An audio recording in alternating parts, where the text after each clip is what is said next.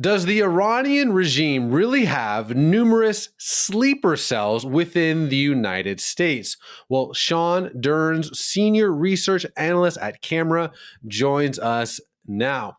So, Sean, you just wrote an article for the Washington Examiner about this. What can you tell us?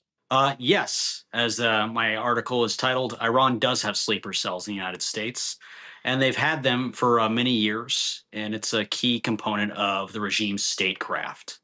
They use it to threaten dissidents, to harass critics, and in some cases, to murder them. So I think if you hear the word sleeper cells, it sounds kind of like this nefarious James Bond thing. Can you maybe walk us through what this actually looks like? Absolutely. So it is nefarious. Since the regime's inception, since its creation with the Islamic Revolution in 1979, they have used sleeper cells, Iranian operatives on foreign soil, to murder and harass critics. Perhaps most infamously in Germany in the early 1990s, when there was a group of Iranian Kurdish dissidents who were murdered in a Greek restaurant. This was a big scandal at the time, about 3 decades ago, and it resulted in the Iran's ambassador to Germany at the time being expelled. There have been other incidents as well of the regime using its operatives on foreign soil, these sleeper cells. For example, in 2011, there was a plot that was uncovered to murder the ambassador, Saudi Arabia ambassador, who was at the time here in DC. They plotted to blow up a restaurant called Cafe Milan, and this was uncovered and exposed. So are these sleeper cells basically just, I'm trying to process this in real time with my friend here who is watching this. Is it more or less like a spy agency, or is it one of those things where, as I think the imagination kind of goes, that there are, quote unquote sleeper cells ready to carry out attacks in the United States? Which one is it more like? Is it more like the special agent 007 thing, or is it, maybe a little bit more, the lack of a better word, scary, where they're here to do damage to a country that they're not thrilled with?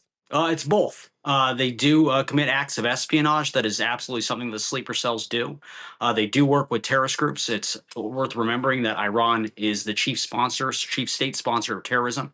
They, perhaps most infamously, with Hezbollah, which has its own external security apparatus, its own little clandestine capability that Iran can harness. So they do a bit of both. They have been found to commit espionage. Most recently, actually, there are people that were linked to the regime that were spying on U.S. bases in Britain. This was just uncovered the other week. So it's a bit of both. So I think for a lot of folks, they would say, okay, if there are these, sleeper cells, these Iranian sleeper cells in the United States, why haven't they been activated, right? The United States just attacked Iran's nuclear facilities. If there was any time for this, dark, secret, mysterious thing to be activated, it would be now. And we're not really seeing that. So what's going on? Well, I think one of the reasons that we haven't seen it is this administration has taken a very proactive approach. Over the weekend, the FBI was alerted shortly after the U.S. airstrikes taking out Iran's nuclear facilities. And so was DHS, which committed a large roundup apprehending roughly a dozen or so that have been announced, perhaps more, a dozen or so Iranian nationals that have been here illegally, some of whom have links to the Islamic Revolutionary Guard Corps, some of whom were found to be illegally carrying arms, who are suspected terrorists. And these are people that have been residing on American soil in some instances for years. So do you see, not to give you the charge of having a crystal ball, but do you see this manifesting in a way that would actually impact my friend here who's watching? It's certainly possible. One thing that I think is worth recalling is that weakness is provocative. That's always the case in foreign policy, and it's certainly the case in the Middle East.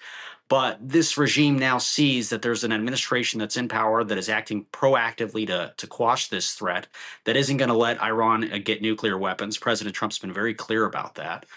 And so there isn't any weakness that is provoking the regime. They know that they're dealing with someone who they should take seriously. And if they don't, they're And going to as find. someone who has dedicated a large part of their lives to, understanding the Middle East, myself included, but not nearly as much as you, my friend, I give you all the kudos. It is a hard thing for folks who have maybe never been to the Middle East or really study the Middle East to understand what you just said, which is this idea of strength. I think a lot of the idea of strength in the West, which isn't, no, I'm not knocking it or I'm not belittling it, is the idea of being kind, of being nice, which Right. God bless people who are. But can you maybe walk us through what you mean by strength being what is valued in the Middle East? Certainly, kindness is something that is foreign to the Islamic Republic and its operatives. These are tyrants, these are bullies, and they respond like most bullies only to force. So the power differential, the difference in balance of power between the United States and the Islamic Republic is vast. As we witnessed with the recent U.S. military mission, Midnight Hammer, to take out these nuclear facilities. We have the power. It resides with us, and we can harness it. Iran is an actor that is great at terrorism, at asymmetrical warfare. They're not a conventional military power. Their conventional military is middling at best. So the power rests with us. And what has been missing has been the will. But with this administration, that's no longer the case. Well, Sean, thank you for your time, my friend. Thank you very much, Raj.